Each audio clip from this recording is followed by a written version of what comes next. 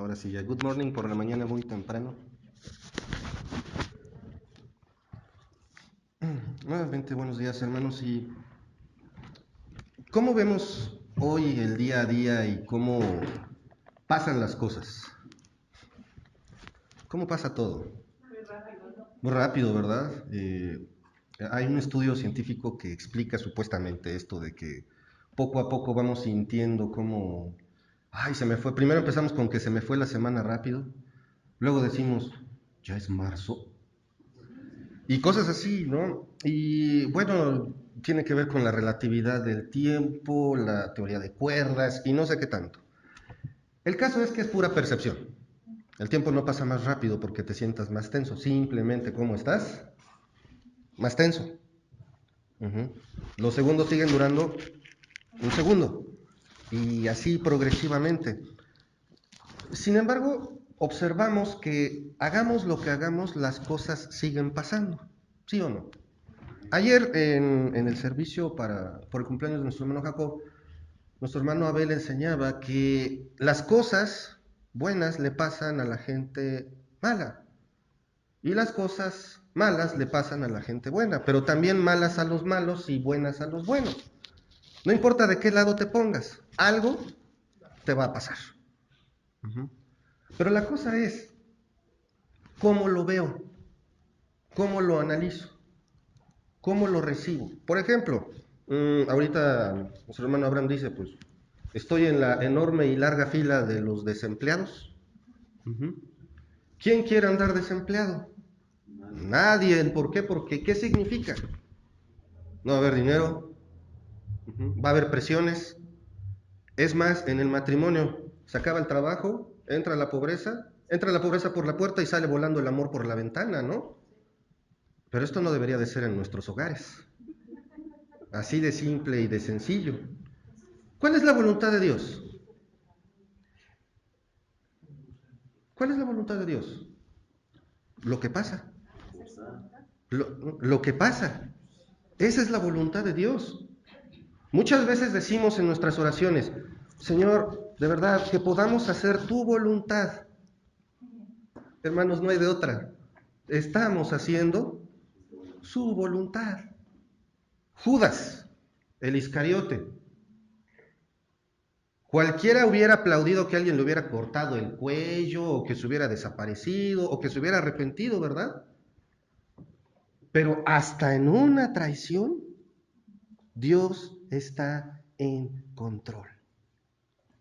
La voluntad de Dios a veces la interpretamos como maripositas, maripositas mariposeando, aves cantando, flores floreciendo, árboles creciendo y hojas cayendo, ¿no? Todo en armonía, pero no. A veces nos ocurren cosas muy malas que pasan y pasan y pasan los años y hasta después de muchos años nos damos cuenta cuál es el objetivo de Dios.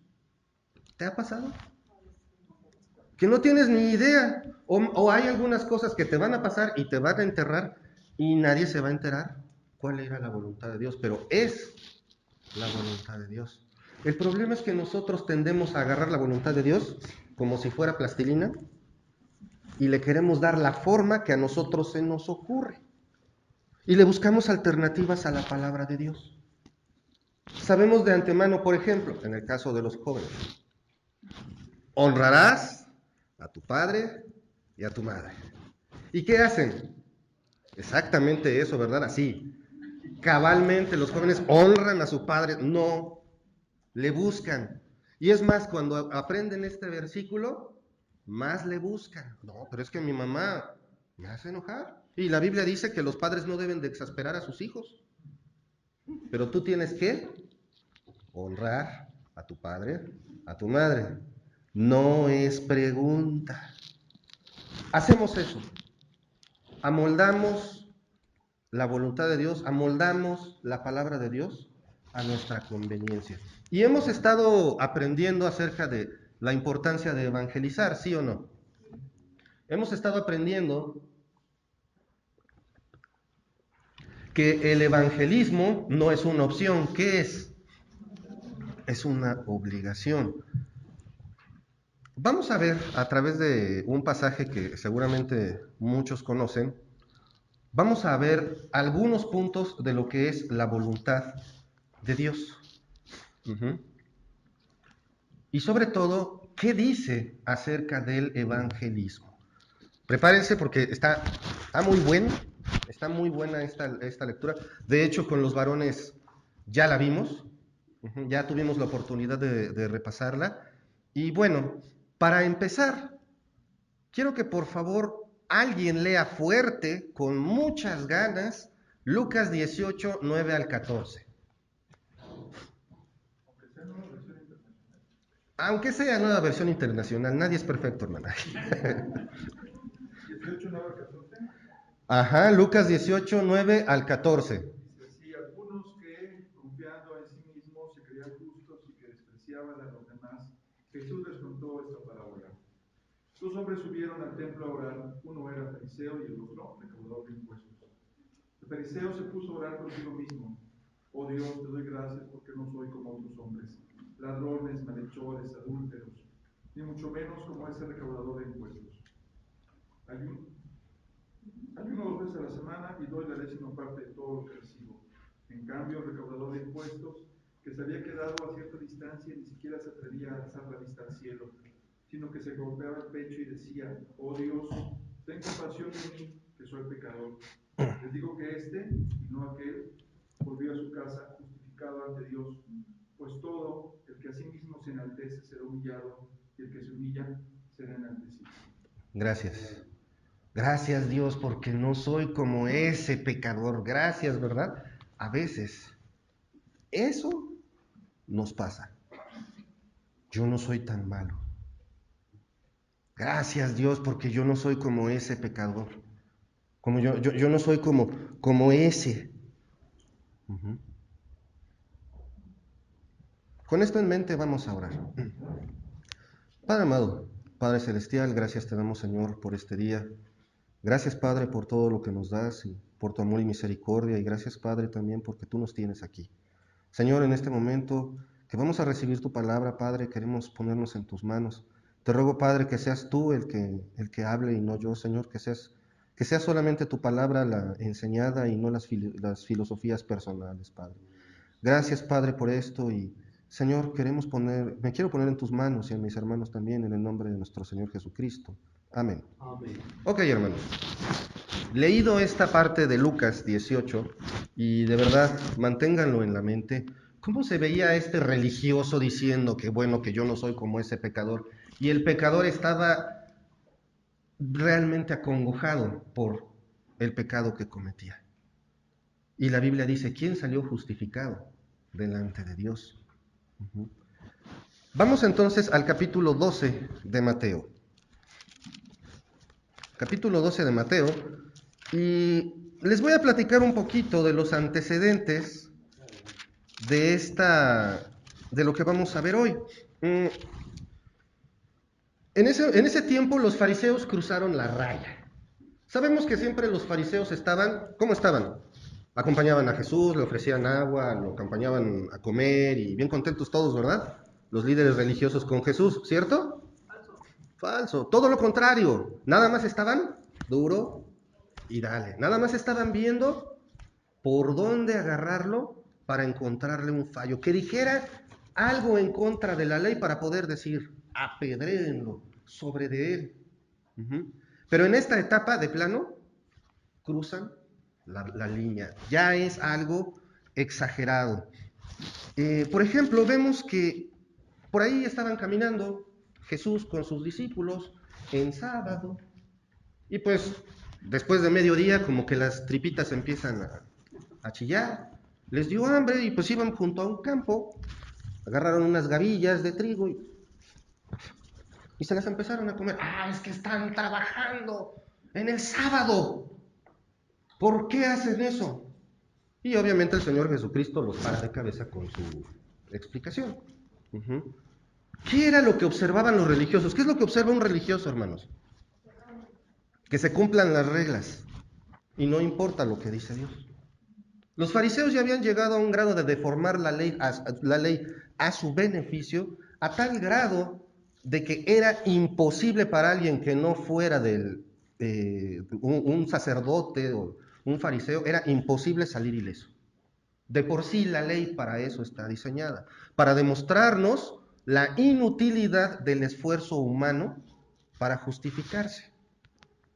La única forma es por fe.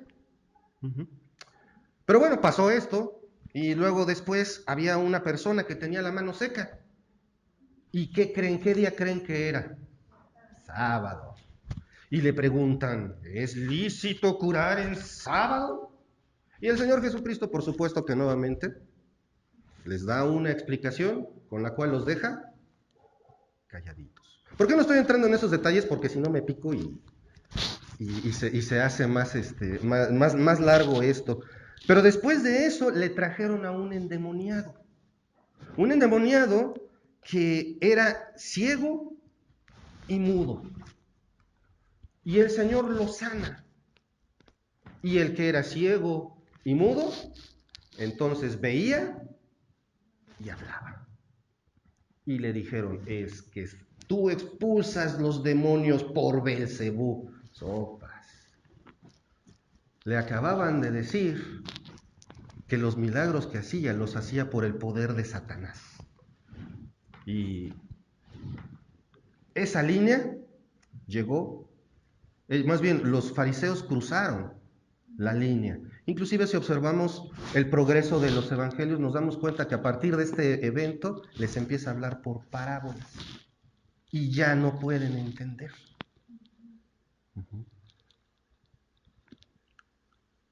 Después de eso, todavía le dicen, maestro, queremos ver de ti señal. Todavía llegan y le dicen, a ver, demuéstranos, a ver si es cierto que eres quien les dice. Y les dicen, no, ustedes no van a recibir señal. Solamente, y les contesta ya de manera complicada, solamente van a ver una señal que es la señal de Jonás. Y yo creo que más de uno se quedó, la señal de Jonás. ¿Cuál señal de Jonás? Estaba hablando de viajar 3 días en pez y luego ser arrojado en la playa, que es un tipo de Cristo, un tipo de su muerte y resurrección. Pero no la entendieron. Después de eso, viene el hecho de que él habla de que cuando un espíritu inmundo sale de una persona y luego regresa, encuentra su casa arreglada y regresa con 7 demonios peores, y el estado de esa persona pasa a ser peor. ¿Pero qué creen? No está hablando de un endemoniado, está hablando de una persona que se trata de autojustificar, que se muestra muy moral, y el día que vuelve a estar chueco es todavía peor. Y hablando de todas estas cosas, hubo un evento que ocurrió, y este evento es en el que nos vamos a ubicar. Versículo 47 del capítulo 12 de Mateo. Había mucha gente. ¿Cuánta gente habría cuando Jesús estaba caminando, enseñando, etcétera? Uf, montón. Ahora sí puedo decir como el tusobús antes de entrar a la escuela, ¿verdad? No se puede ni entrar. Te suben o te bajan, pero no por tu propia voluntad. Bueno, no sé si les ha pasado eso. En el metro es bien divertido. Una vez me pasó, de verdad. Iba para Santa Fe y en el transborde de Valderas estaba así. Pero en serio, de eso que ya dices, respirar cuesta trabajo. Y si respiras, híjole. Entonces dices, ya voy a llegar a Valderas, ya voy a llegar a Valderas. ¿Cómo me voy a bajar? Pero no cuentas con que todos van a bajar. Y en serio, levanté las piernas y me bajaron. Tal era la presión de la gente que no caí. Exacto, me dejé llevar por las circunstancias, literalmente. Bueno, así estaba cuando el Señor Jesucristo iba a un lugar o a otro, había montones de gente, había muchísima gente que iba ¿para qué? Pues para comer, para ser sanados, para ver qué nos va a tocar, o tal vez simples curiosos, pero también había quienes decían, quiero conocer al Maestro, había de todo.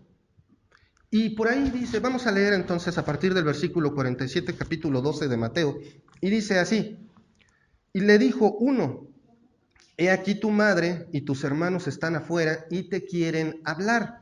Respondiendo él al que le decía esto, dijo: ¿quién es mi madre y quiénes son mis hermanos? Y extendiendo su mano hacia sus discípulos, dijo: he aquí mi madre y mis hermanos, porque todo aquel que hace la voluntad de mi Padre que está en los cielos, ese es mi hermano y hermana y madre. Quise ponerlos en contexto porque en el capítulo 12 de Mateo pasan, bueno, en todos los capítulos, pero aquí pasan un montón de cosas que desembocan en esto. El cierre del capítulo es esa pregunta, y es una pregunta que incluso en otras religiones lo han malinterpretado como que Jesús renegó de su mamá.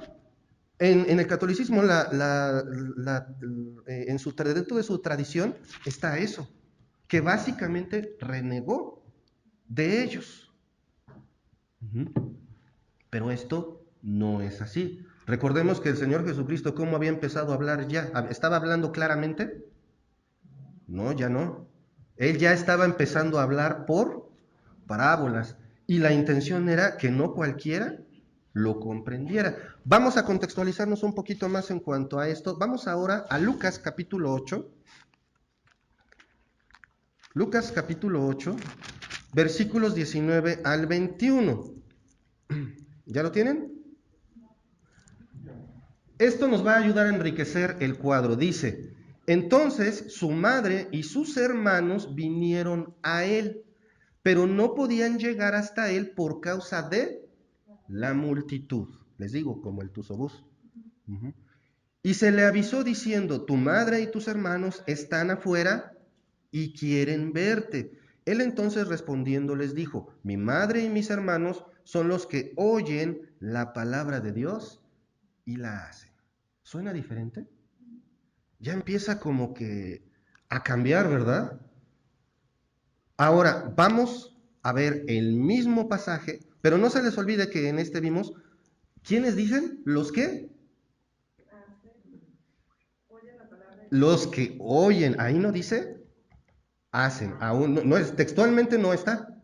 Dice los que oyen. ¿De acuerdo? Recuerden, oyen.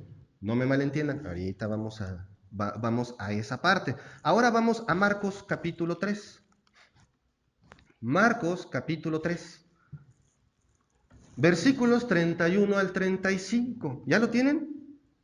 Dice así: vienen después sus hermanos y su madre, y quedándose afuera, enviaron a llamarle. Y la gente que estaba sentada alrededor de él le dijo: tu madre y tus hermanos están afuera y te buscan. Él les respondió diciendo: ¿quién es mi madre y mis hermanos? Y mirando a los que estaban sentados alrededor de él, dijo: he aquí mi madre y mis hermanos, porque todo aquel que hace la voluntad de Dios, ese es mi hermano y mi hermana y mi madre. Ya vimos entonces que primero, en el primer pasaje, vemos ahí en Mateo, que dice: aquel que hace la voluntad de mi Padre. Y luego vemos que dice en Lucas: aquel que oye. Y en Marcos, aquel que hace. Hermanos, ¿qué es hacer la voluntad de Dios? Obedecer. Ok, excelente. ¿En qué? Obedecer, hasta lo cantan los niños, ¿no? Y que y ve y sé, o no sé si lo hice al revés. ¿A poco no? Pero ¿qué es hacer la voluntad de Dios? ¿Qué es obedecerlo? Puedo agarrar y preguntarle si aman a Dios. ¿Se acuerdan de esa pregunta? Levanten la mano todos los que aman a Dios. Ok, muy bien, sosténganla ahí. Dios, el Señor Jesucristo dice que aquel que obedece su palabra es el que le ama. ¿Quién la obedece al 100%? Y ahí es donde, ¿verdad? ¿Qué es obedecer a Dios, hermanos? ¿Qué es hacer su voluntad? Buena pregunta, ¿verdad? ¿Qué es hacer su voluntad? A ver, ideas, no se me queden viendo así. ¿Qué es hacerlo? Pues vamos a quedarnos con esta duda un ratito. Vamos a continuar. Ahorita vamos a ver por qué, porque es bien interesante el enfoque que maneja el Señor Jesucristo en este pasaje. Porque ¿Sería alguien importante María y sus hermanos y hermanas de Jesús? ¿Sería importante? Sí. Y de repente dice, ¿quién son? Pero es una pregunta, como decimos aquí en México, es una pregunta con jiribilla. Va de una manera que lo que está diciendo, lo que está preguntando, no es exactamente la idea central. ¿Qué somos en Cristo? Nuevas criaturas. ¿Y eso a qué me da acceso?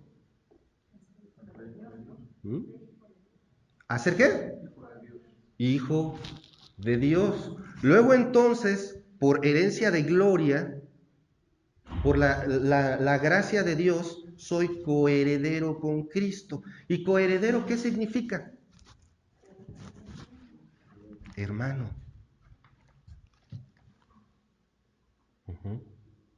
Hermano. Tenemos un nivel delante del Padre como si fuéramos hermanos de Cristo. Y siendo nuestro Señor, siendo nuestro Salvador, no escatimó su posición para salvarte. Eso vale mucho en el reino humano y en el reino divino. María y sus hermanos querían hablar con él, versículo 46 y 47 del capítulo 12 de Mateo. Mientras aún él hablaba a la gente, he aquí su madre y sus hermanos estaban afuera y le querían hablar. Y le dijo uno, he aquí tu madre y tus hermanos están afuera y te quieren hablar. El ser humano, ¿cómo es el ser humano? ¿El ser humano busca a Dios? No, por supuesto que no. ¿El ser humano siempre va a buscar como primera opción el consejo divino? Ok, vamos a cambiarlo. El cristiano, fiel y verdadero, versa la canción. El cristiano así ejemplar, como tengo aquí enfrente muchos. Busca como primera opción la voluntad de Dios, ¿verdad? Ojo, cuidado, porque la Biblia dice que aquel que niega que no hace lo malo, le está diciendo mentiroso a Dios. Aquel que dice, no, yo no hago nada malo, le está diciendo mentiroso a Dios. Hermanos, el ser humano es religioso. Nosotros somos religiosos. Aún podemos decir que somos idólatras. Es facilísimo que seamos idólatras. No, ¿cómo? Yo adoro a Cristo, yo no pongo velitas y no pongo santitos. Yo no soy como esos pecadores. ¿Se acuerdan con qué empezamos? Yo no soy como esos idólatras que le ponen su altar a los muertos. ¿A qué horas es el fútbol? ¿A qué horas es el partido? ¿La novela? Bueno, ya no son novelas, perdón, ya son series. ¿Qué tienes primero antes que Dios? Ahí está tu ídolo. Ahí está tu ídolo. Si hay algo primero que Dios, ahí está tu ídolo, te lo presento. Ojo, no estoy diciendo que no puedas responder a las obligaciones o que por asuntos de trabajo, no, pues es que no puedo ir el domingo porque tengo trabajo, tengo que trabajar. Pues ahí no hay de otra. Pero si es algo que cotidianamente interrumpe tu relación con Dios, tu capacidad de congregarte con tus hermanos, entonces la situación ya se está convirtiendo o ya es un ídolo. El ser humano prefiere siempre la religión a tener una relación con Cristo. Vamos a ver qué dice Mateo, aquí mismo en Mateo 13, versículo 55.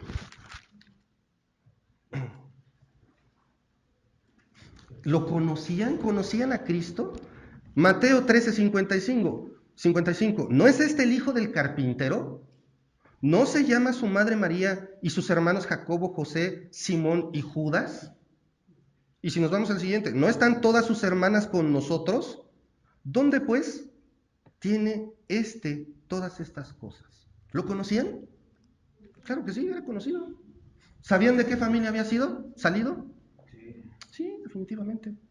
Y para los que dicen que María pasó a mejor vida virgen, tenía hermanos y hermanas.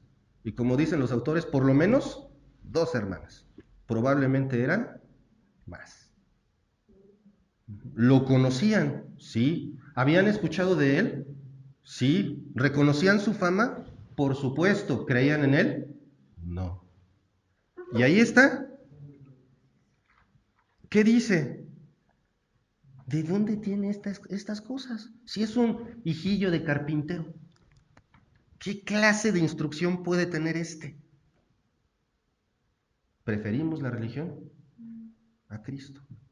Porque esto no solamente lo decían los del poblado, lo decían también los fariseos, y ya lo habían conocido de niño algunos. El hombre siempre va a preferir ser religioso. Siempre, siempre. Lo conocían a él, conocían a su familia, sabían lo que hacía, pero saca demonios por Belcebú. Era más fácil creer eso.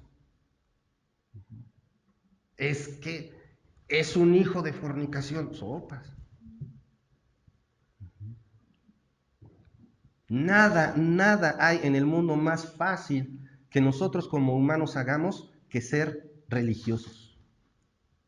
Porque tenemos hasta religiosidad en el término concreto, lo que significa religión, que es seguir una serie de ritos y pasos con el fin de obtener un favor divino, a veces hasta el despertarnos.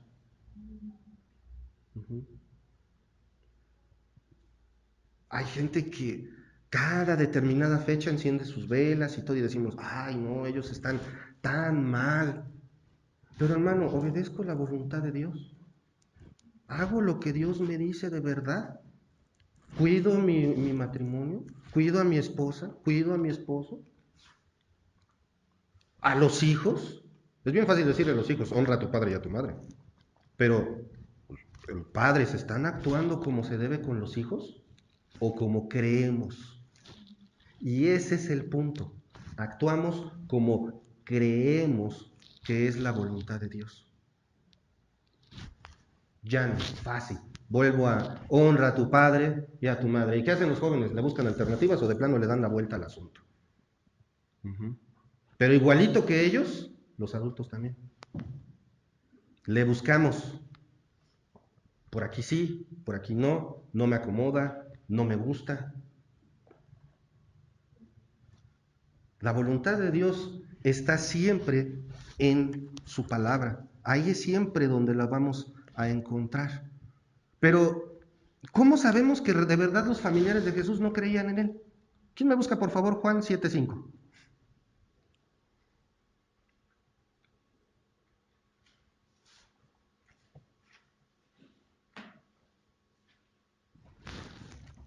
Juan 7:5, ¿nadie? Porque ni aun sus hermanos creían en él. Punto. Ni aún sus hermanos creían en él. ¿La situación era difícil? Sí. ¿La situación hoy es difícil? Sí. Veamos el contexto del pueblo de Israel en ese momento. Estaban bien prósperos, tranquilos, no había una nación que los molestara, ¿verdad? No. Básicamente eran esclavos. ¿Cuánto tiempo de la historia el pueblo de Israel ha sido esclavo? Repetidas ocasiones. Y en esta ocasión tenían el puño de hierro de Roma sobre ellos. Y no era cualquiera, los romanos eran terribles. Bueno, muchos de los pueblos que usó Dios, más bien todos los pueblos que usó Dios para castigar a su pueblo eran terribles. ¿Cómo se sentirían? ¿Cómo estarían todos? Así como nosotros, yo pienso, con problemas. Obviamente la economía no andaba bien, los impuestos suben. ¿Y qué decía el religioso? Gracias porque no soy como ese cobrador de impuestos, ladrón.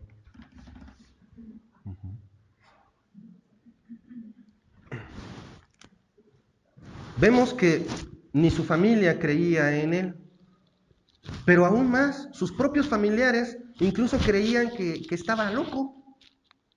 Los más cercanos a él creían que estaba loco. ¿Quién me lee, por favor, Marcos, capítulo 3, versículos 21 al 23?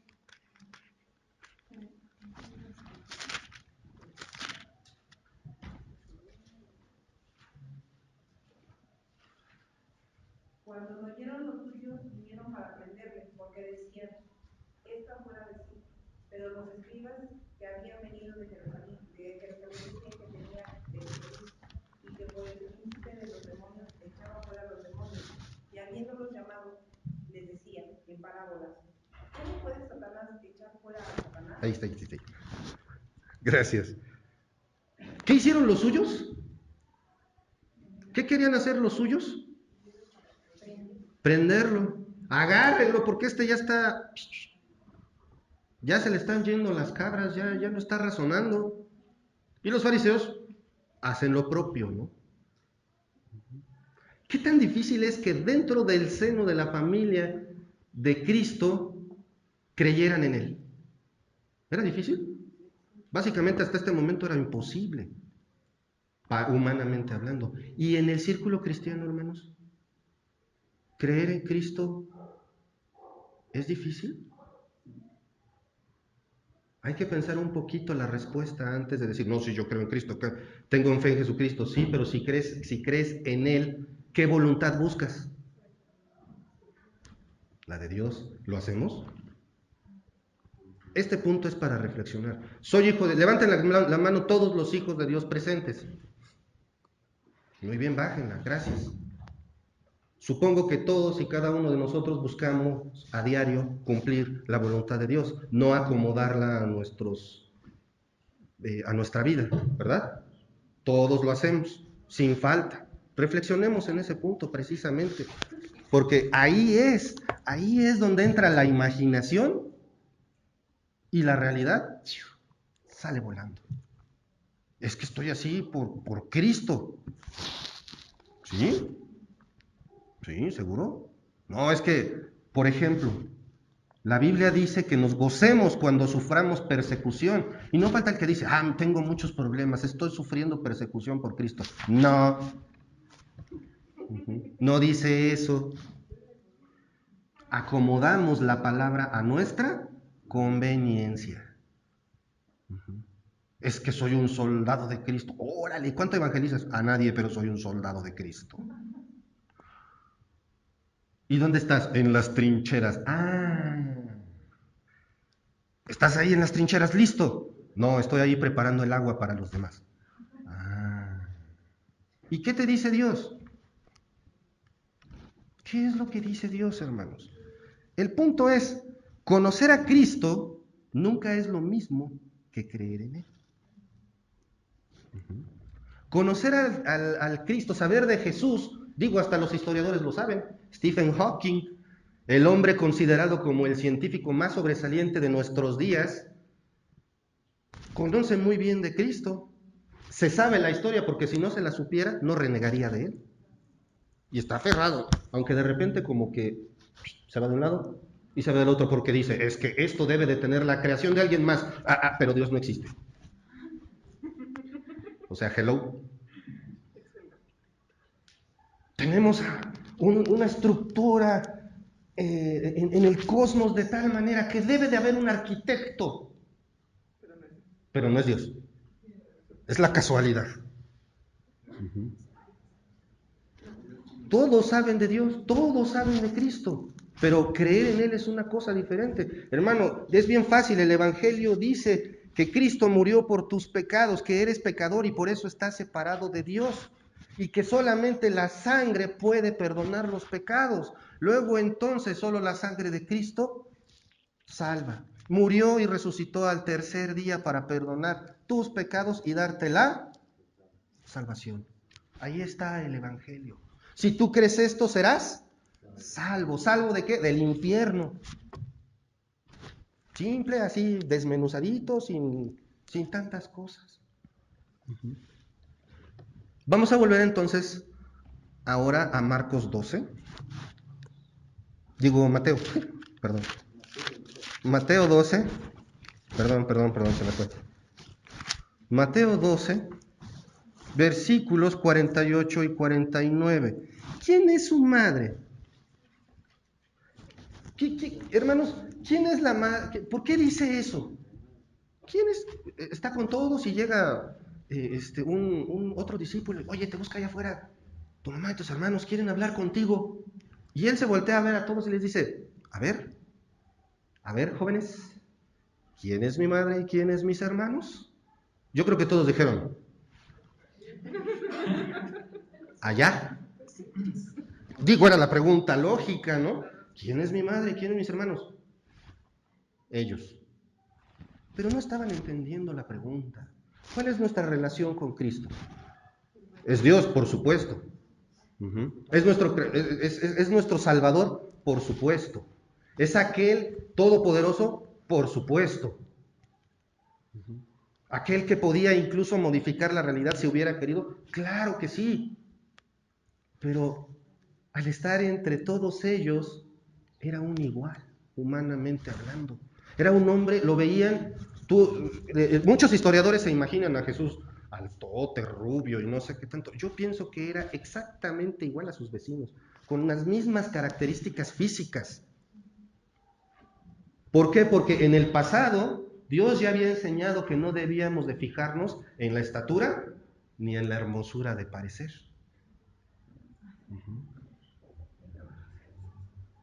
Entonces, nuevamente, hermanos, ¿quiénes son su madre y sus hermanos? Ahí está en la lectura. Está bien fácil la respuesta. ¿Quiénes son? Los que oyen y hacen la voluntad de Dios. Bien fácil, un examen. ¿Y cómo sé si escucho y hago la voluntad de Dios? ¿En qué estás pensando ahorita? ¿Dónde está tu mente?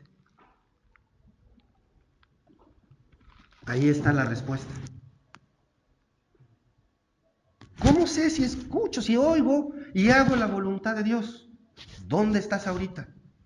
Físicamente aquí sentado. ¿Esto? ¿Dónde está?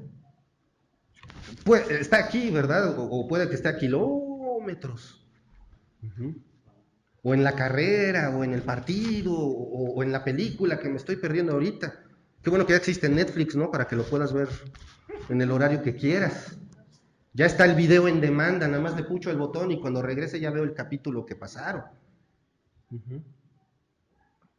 ¿Dónde está tu mente ahorita, hermano? ¿Dónde está? Ahí está tu respuesta. Si escuchas y haces la voluntad de Dios. Ahí está. Qué rudo, ¿verdad? A mí tampoco me gustó cuando lo escuché. Pero así es la verdad. Pero ¿cuál es la ventaja de la verdad? Del Evangelio. Que te hace libre. Pero no libre para hacer lo que quieras, para que te vuelvas un libertino, sino que eres libre del pecado, por lo tanto no tienes que decirle que sí al pecado. ¿Les ha pasado? Ay, aquí está este pecado al mojo de ajo, con una guarnición, papas a la francesa, échenle otra. Unas verduritas, pero con un chorro de queso. Y unos nopalitos, y ahí está el pecado, pero así, mira. Híjole, el que se me antojó, ese que digo, pero ya no soy esclavo del pecado. Entonces me importa muy poquito cómo esté ese pecado. Tengo libertad del pecado y por lo tanto, ¿qué puedo decir? No. Esa es la libertad de la que habla la Biblia. Es esa. No que hagas lo que se te da la gana. Esa es la libertad que da el Evangelio. Y hermanos, ¿cuántos presos en el pecado conocen? Montones. Montones. ¿Y les das el Evangelio? ¿Les das esa libertad? ¿Les compartes esa libertad? ¿Y qué dice entonces? Todo aquel que hace la voluntad de mi Padre, ese es mi hermano y hermana y madre. Somos de la familia de Dios. ¿Pero qué dice? el que hace, el que oye la voluntad de mi Padre. Así es como puedo tener esa relación personal con Cristo. Ese concepto tan bonito, ¿no? ¿Tienes una relación personal con Cristo, hermano? Y si esa persona te pregunta, ¿y qué es una relación personal con Cristo? ¿Qué voy a contestar? Déjale investigo, déjale pregunto a Mark y vengo. Tener una relación personal con Cristo es oír y hacer la voluntad de Dios. Eso es una relación personal con Cristo. Es que tengo una relación tan personal con Cristo que siento cómo me abraza. Sí, qué bonito. Qué bonito. Pero ¿qué dice la Biblia? Haces su voluntad, escuchas su voluntad y la haces. No estoy diciendo que lo sentimental no sea importante. Tal vez para ti sí, a lo mejor para mí no. Pero, ¿qué dice la Biblia? ¿Quién es su madre, su hermano y su hermana? ¿Quién es? Soy yo haciendo la voluntad de Dios. Y apúntate así, soy yo. Es como cuando decimos, Cristo murió por nosotros. Sí, sí es cierto. Pero más personal es, Cristo murió por mí para perdonar mis pecados. Si crees esto, entonces serás salvo. Soy salvo porque Cristo murió por mí para el perdón de mis pecados y yo creo eso. Ahí está el Evangelio otra vez. ¿Qué tan difícil es darlo? Yo me acuerdo que antes había hasta concursos de quién lo decía más rápido. El Evangelio en 3 minutos. Y en ese entonces era el florecimiento de los videos en internet. El Evangelio en 2 minutos. El Evangelio en 1 minuto. No, pues ya mejor no lo digas, ¿no? El Evangelio en 1 segundo. Cristo, ya.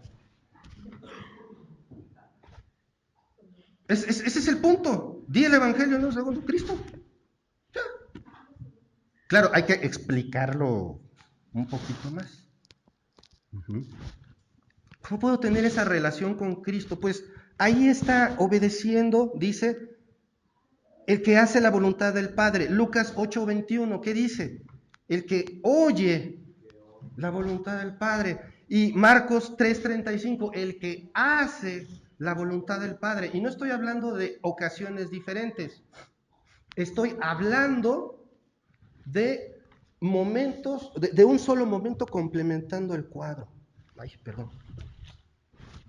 Un segundo.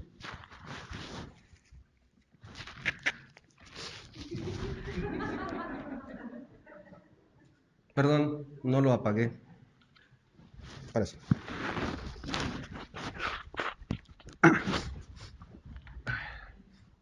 Es que si no, me distrae. Ahora sí, ya. Perdón, es que empecé de mocoyoyo.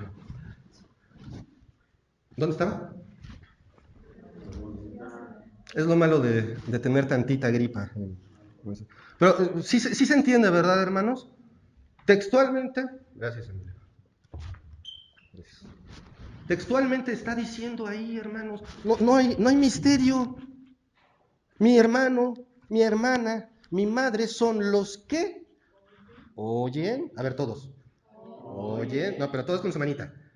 Oyen y hacen la voluntad de Dios, ¿verdad?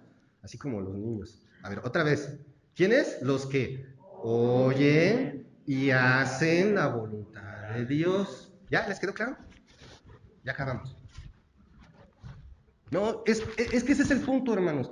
Es una definición tan fácil, es algo tan simple de explicar,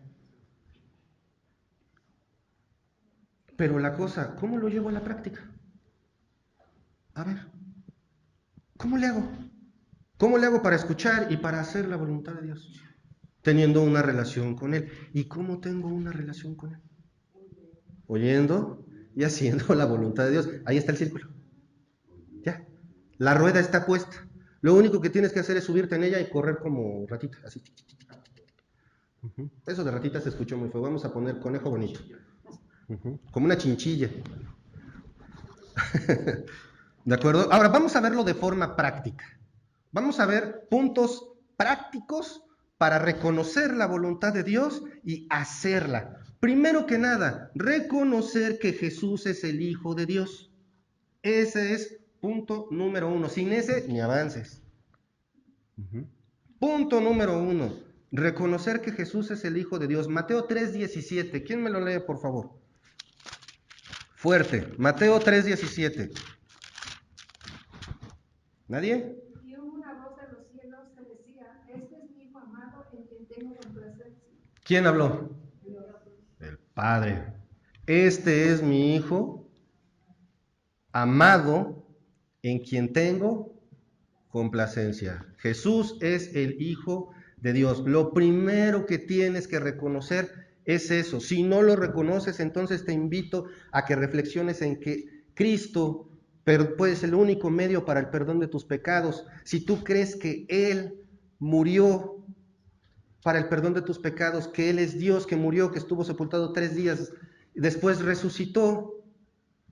Si tú crees esto, entonces puedes reconocer que Él es el Hijo de Dios. Entonces, ¿cuál es el primer punto? Reconocer que Jesús es el Hijo de Dios. Punto número 2.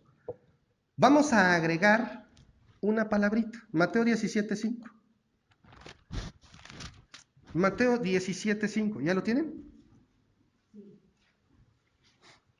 Es el mismo pasaje, es el mismo punto. Dice, mientras él aún hablaba, una nube de luz los cubrió, y he aquí una voz desde la nube que decía: este es mi Hijo amado en quien tengo complacencia. Punto y coma. A él oíd. A él oíd. Y fíjense, la palabra oíd aquí, esa palabra, el verbo acouo, algo así. Miren, es que he faltado a mis clases de griego, más bien nunca he tomado clases de griego, entonces no sé cómo se pronuncia el griego, pero acouo, algo así, que es oír, literalmente, pero ese verbo tiene significados muy interesantes. Para empezar es escuchar. ¿Es lo mismo oír que escuchar? No. Los hijos desobedientes, ¿qué hacen? ¿Te oyen o te escuchan? Te oyen y les entra por aquí y les sale por acá. Eso ya lo complementé yo. Dice escuchar. O sea, Dios está diciendo a Cristo, escucha. Pero trae otra implicación, entender. Significa entender. Acouo significa entender. Y aún más, acouo significa obedecer. ¿Y saben qué es lo más impresionante de esto? Que esta palabra significa esas 3 cosas por sí misma. No es de, en este caso lo agarramos como entender. No, en este caso lo agarramos como escuchar. No. Dios está diciendo, escúchalo, entiéndelo, obedécelo. Todo en una sola palabra. Nuevamente, ¿quieres hacer la voluntad de Dios? ¿Cómo puedes hacerla? El Señor dijo, a Él oíd, pero significa escúchalo, entiéndelo, obedécelo. ¿Cómo es Dios? Con una palabra, ¡pum! Una clase completa. Ahora, ¿cómo más puedo hacer la voluntad de Dios? ¿Cómo más? Ahí les va otro punto práctico. ¿Cuál fue el primero? Reconocer que Él es el Hijo de Dios. Punto número 2, oír. Ya. Oír. ¿Qué significa? Escuchar, entender, obedecer. ¿De acuerdo? Ahora vamos a 1 de Tesalonicenses 4:3. 1 a los Tesalonicenses 4:3. ¿Qué dice? ¿Quién lo tiene ya? 1 Tesalonicenses 4:3. ¿Nadie? Bueno, dice, pues la voluntad de Dios es vuestra santificación, que os apartéis de fornicación. Y la palabra fornicación viene de una palabra griega que es porneia. Suena familiar, ¿verdad? Porneia. Esa sí la pude pronunciar mejor. Y significa cualquier tipo de inmoralidad. Sea pensada, vista o llevada a cabo. ¿Quieres tener una relación cercana con Dios? Aléjate de toda fornicación. Aléjate de porneia. Por eso a veces hay quienes se sienten huecos. Es que soy cristiano, pero no siento a Dios. ¿Qué ves en la tele? ¿Qué ves en internet? Por eso sí te sientes hueco. Aléjate de toda fornicación. Y creo que no necesito profundizar mucho que digamos en este punto. Estamos tan expuestos, hermanos. Ya casi no hay puestos de revistas. Pero no puedes acercarte a uno sin tener que...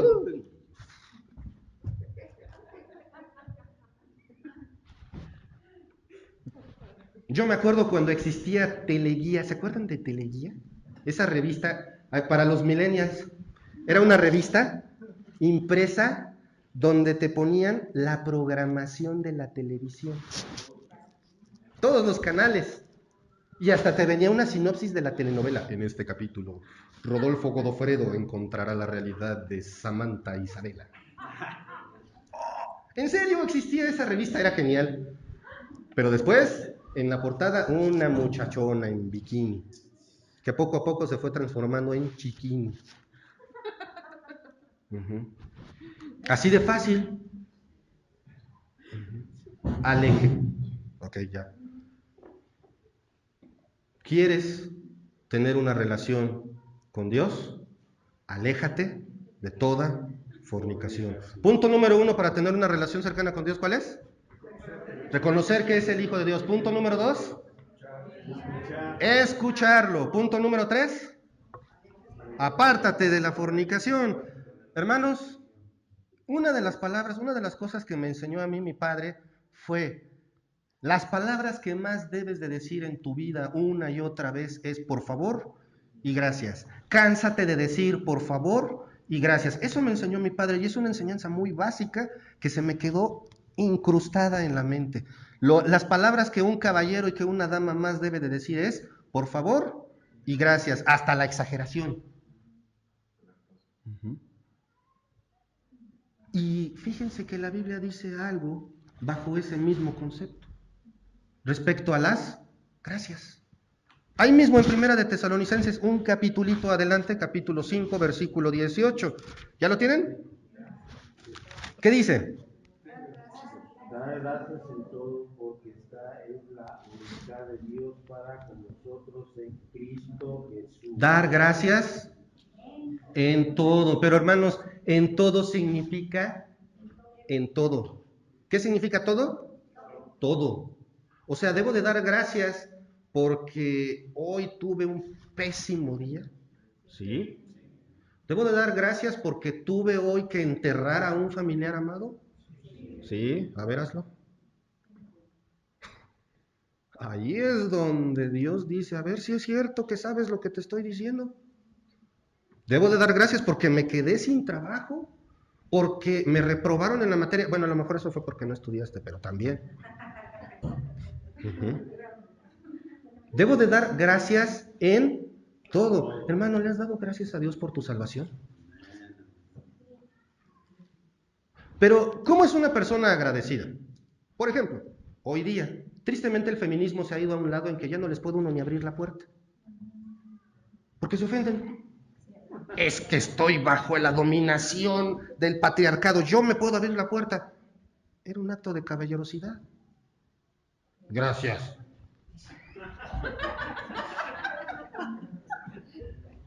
¿Eso es dar las gracias? No. Eso nada más es decir la palabra. No es ser agradecido. ¿Eres agradecido con tu salvación? Ahí está el punto. ¿Eres agradecido con tu salvación, en serio? Sí. ¿Das gracias por tu salvación? Teniendo una relación con Dios, con Cristo, oyéndolo y obedeciéndolo. Ese sería el verdadero agradecimiento. Esforzarme porque aunque vea ahí el pecado que me gusta, le doy la vuelta.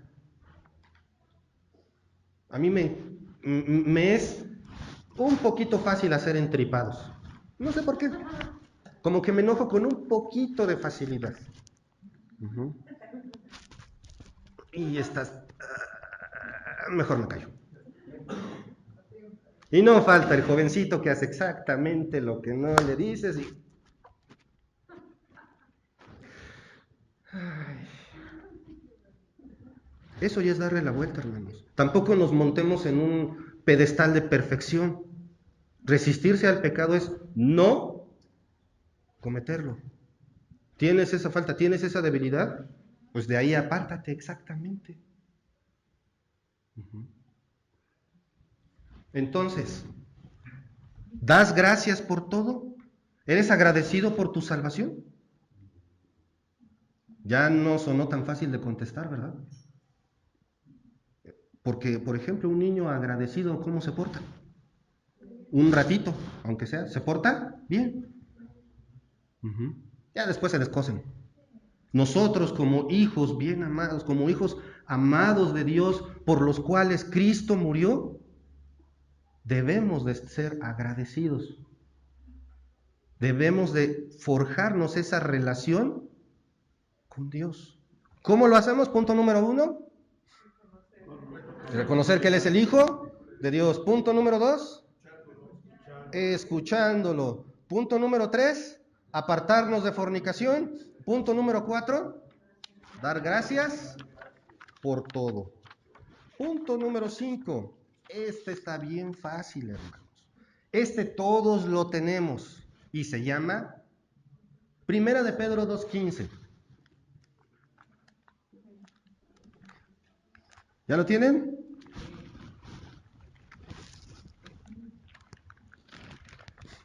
¿Alguien lo lee? Por favor. Porque esta es la voluntad de Dios, que haciendo bien hagáis callar la ignorancia de los hombres insensatos. Gracias. ¿Qué hay aquí, hermanos? Porque esta es la voluntad de Dios. ¿Qué es? Hacer bien. La voluntad de Dios. Hacer bien.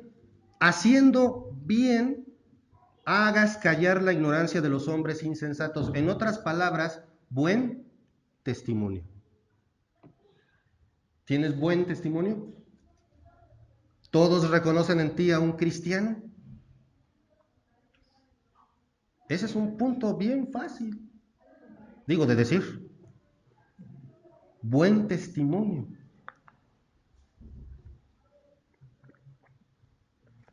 ¿En qué consiste el buen testimonio, hermanos? En hacer el bien. Aquí lo dice, en que haciendo bien hagamos callar a los que reniegan de Cristo. Porque es bien fácil que renieguen de Cristo. Ay, tú te estás echando también tus chelas. Pues, ¿qué? Eres casado y andas con otra, y eres cristiano y andas diciendo que eres cristiano. Hablas como carretonero. Uh-huh. Bueno, está bien, como marino, como pescador. Recordando a Pedro, ¿verdad? Pobrecito Pedro. La moda del pescadito en el coche. Ay, mira. Y mira, lleva el pescadito.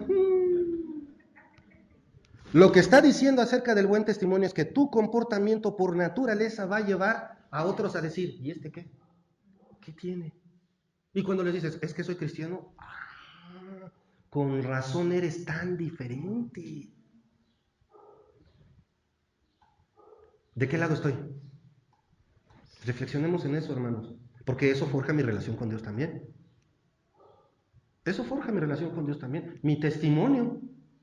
¿Cómo eres tú como cristiano? ¿Cómo soy yo como cristiano? Esa parte es cuando dices, ¿lo digo o no lo digo? Porque si lo digo me estoy comprometiendo yo solo también.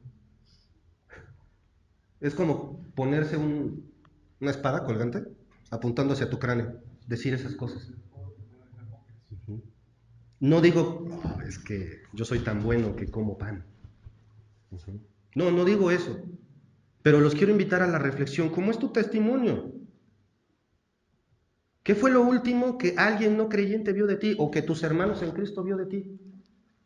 ¿Qué vieron la última vez que perdiste el control? La última vez que andabas de malas. En mi caso, la última vez que me dolía la cabeza. ¿Cómo le hablé al hermano? ¿Cómo le hablé al hermano? ¿Cómo lo recibo? Ahí está el punto. Mi testimonio. Y vámonos más profundo que hay aquí. ¿Qué haces cuando nadie te ve? Cuando nadie te escucha. Cuando navegas en modo incógnito en internet. O más público, ¿no? ¿Qué publicas? Tus memes. ¿Qué dicen de ti? ¿Qué dice de ti? Ahí está, ¿cuál es tu testimonio? Entonces, hermanos, no me vean así. Punto número 1, para tener una buena relación con Dios, ¿cuál es? Número 1, reconocer que Jesús es el Hijo de Dios. Muy bien. Punto número 2, oír, ¿verdad? Punto número 3, alejarse de fornicación. Punto número 4, hacer, no, dar gracias, dar gracias en todo. Y el siguiente, dar buen testimonio. Y Dios lo que no quiere es precisamente por esto que no se pierda ningún pequeño, que por medio de nuestra vida el Evangelio sea manifiesto, porque lo que Dios quiere, su voluntad también, es que todos procedan al arrepentimiento. Pero ¿cómo voy yo a predicar el Evangelio si de repente me encuentro con alguien que me conoce exactamente como soy? Por ejemplo, nuestra familia, que saben perfectamente cómo somos. Y tú le quieres predicar a tu sobrino, a un familiar que te conoce perfectamente y le dices, es que Cristo te ama. Y esto, oye, pero si tú eres así, ya le metiste el pie antes de abrir la boca.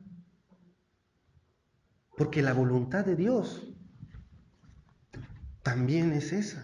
Porque saben una cosa, cada uno de los puntos que les estoy dando es la voluntad de Dios que se haga. Ahí está la voluntad de Dios. Segunda de Pedro 3:9.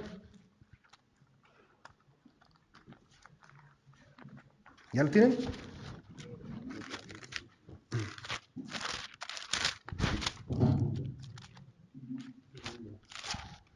Dice, el Señor no retarda su promesa, según algunos la tienen por tardanza, sino que es paciente para con nosotros, no queriendo que ninguno perezca, sino que todos procedan al arrepentimiento. Aquí en esta palabra todos hay un comentario muy interesante. Puede ser que se refiera a que Dios espera a que todos los humanos se arrepientan, pero ojo, ¿todos los humanos pueden tener acceso al Evangelio? Sí, pero a creerlo, no. Ahí está ese punto, primeramente. ¿Qué dice Juan 3:16? Porque de tal manera amó Dios al mundo que ha dado a su Hijo unigénito para que todo aquel que en Él cree no se pierda, mas tenga vida eterna. Para que todo aquel que en Él cree. Sí lo mandó por el mundo, por supuesto, porque dice, de tal manera amó Dios al mundo, que por eso mandó a Cristo. Pero hay un detallito, y es para que todo aquel que en Él cree. La voluntad de Dios es que estemos caminando en este mundo y que nuestros pies marquen el Evangelio. ¿Cómo estás? ¿Estás marcando el Evangelio en tu vida? ¿Tienes hijos pequeños en casa? Ah, no, sí, ya son cristianos, ¿seguro? O dicen que son cristianos. No me encuentro ahorita una figura, pero los que son padres, tienen hijos, hijas, ¿desean que sus hijos se vayan al infierno? A lo mejor tu hijo ya dice, sí, sí creo en Cristo. ¿Será cierto? ¿Quién sabe? ¿Estarías dispuesto a tomar el riesgo? ¿Estarías dispuesto a ponerlo en la orilla del precipicio y que el niño, el muchacho decida por sí mismo si se avienta o retrocede? ¿Estarías dispuesto a tomarte ese riesgo o mejor lo agarras y lo alejas? Lo agarras y lo alejas, ¿no? Entonces, ¿cuál es tu testimonio? Perdón. Pero como digo muchas veces, no voy a mentir y no voy a ocultar la verdad para hacernos sentir bien. Ahí está el punto, hermanos. ¿Por qué se portan como se portan? ¿Cuál es tu testimonio? ¿Cuál es mi testimonio? ¿Estoy haciendo la voluntad de Dios? ¿O le estoy dando una patada por detrás para que se vaya al infierno? Pensemos en esto, hermanos. Porque la voluntad de Dios, ¿cuál es? Que todos procedan al arrepentimiento. De entrada, ¿tú ya procediste al arrepentimiento?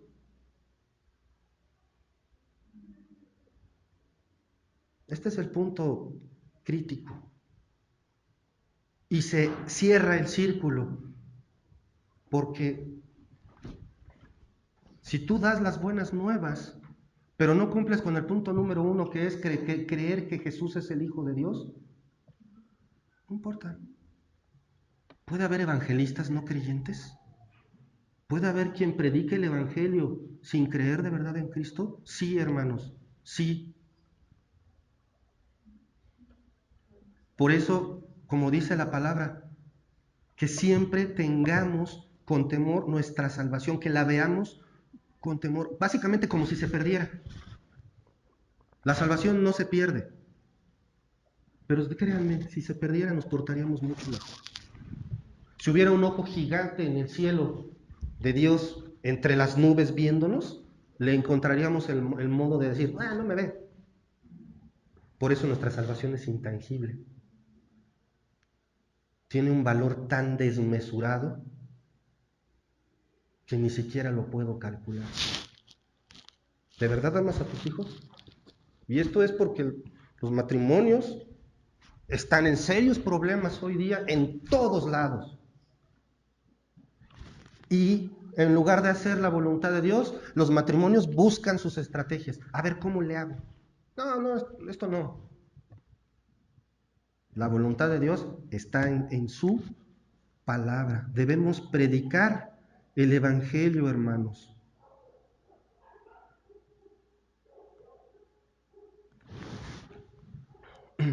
Debemos predicar el Evangelio. Mateo, vamos a terminar. Mateo 7, 21 al 23. Ay. ¿Ya lo tienen? Perfecto. Mateo 7, 21 al 23. Dice así: no todo el que me dice Señor, Señor, entrará en el reino de los cielos, sino el que ¿qué? Hace la voluntad de mi Padre que está en los cielos. Muchos me dirán en aquel día, Señor, Señor, no profetizamos en tu nombre, y en tu nombre echamos fuera demonios, y en tu nombre hicimos muchos milagros, y entonces les declararé, nunca os conocí, apartados de mí, hacedores de maldad. Por eso el primer punto para hacer la voluntad de Dios es reconocer que Jesús es el Hijo de Dios. Fíjense aquí, alguien a quien Jesús le va a decir, no te conozco, hicieron milagros, predicaron, hicieron esto, aquello, lo otro. Nada. ¿Qué no cuenta? No. Lo que hagas no cuenta. Lo que cuenta es tu fe. ¿En qué estás depositando tu fe? Volvamos. Quiero compartirles esta, pero para que no la busquen. Porque si tú en este momento estás aquí y no tienes esa certeza de que Jesús es el Hijo de Dios, dice la Biblia en Hechos 4:12, en ningún otro hay salvación porque no hay otro nombre dado bajo el cielo dado a los hombres en que podamos ser salvos. Punto. Nada más te hace salvo sino Jesús. No hay otro nombre en el que debamos de creer. Hermanos, no seamos religiosos. Recordemos a ese religioso, gracias porque no soy como ese ladrón. Gracias Dios porque yo no soy tan malo. Gracias Dios porque mis pecados son chiquitos, mangos. No seamos como ese religioso. Mejor pasémonos al lado del que estaba doblado, avergonzado, diciendo estoy mal y lo volví a hacer. Dios, perdóname. pero que tampoco sean 10 veces. Ya sabes en qué estás mal. Dios es tan grande que si te está hablando ahorita te lo está poniendo aquí. Pide perdón. Ya. Vamos a evangelizar. Pero no solamente que sea estirar la mano con el folleto. Que no solamente sea agarrar y traer la Biblia con el dedo metido entre las páginas preparadas para leer Juan 3:16 por si se me olvida. Que no sea solo eso, porque evangelizar también cómo lo hago, con mi día a día, con mi forma con la forma en que esté mi relación con Dios. Vamos a repasar por último, hermanos. ¿Cuál es el punto número 1 para tener una buena relación con Dios? Reconocer que Jesús es el Hijo de Dios. Y luego, oír. Y luego, apartarte de la fornicación. Y luego, dar gracias por todo. Muy bien. Y luego, dar buen testimonio. Pero de veras, no como yo. Y luego, ¿cuál es?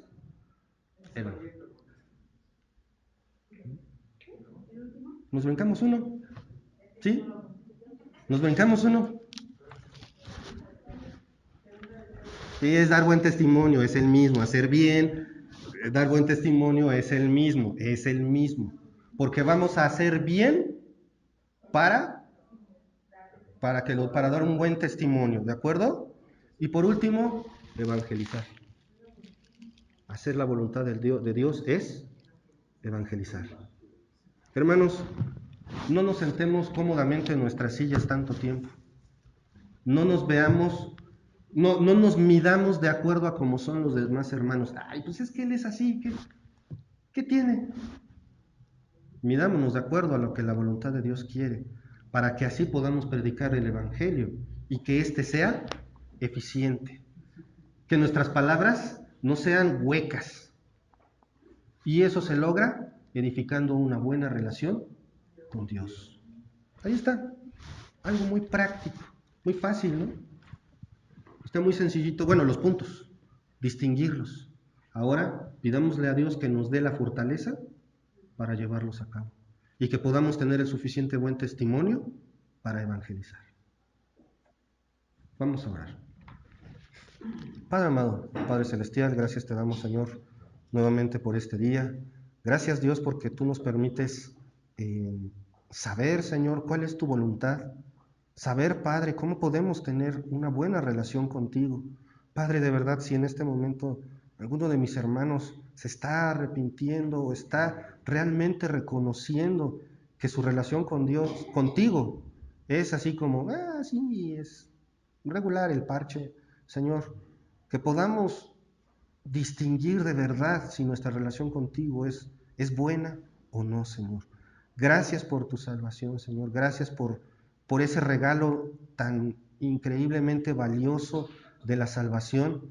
Te ruego, Padre, que tú pongas en nosotros el querer como el hacer, Señor.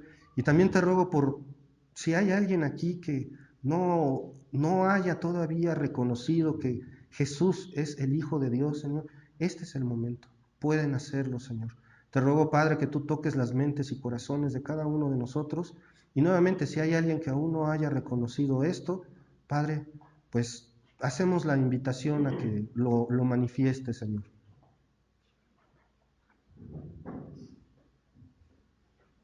Si alguien así gusta levantar su mano, si necesita saber más de Cristo, este es el momento.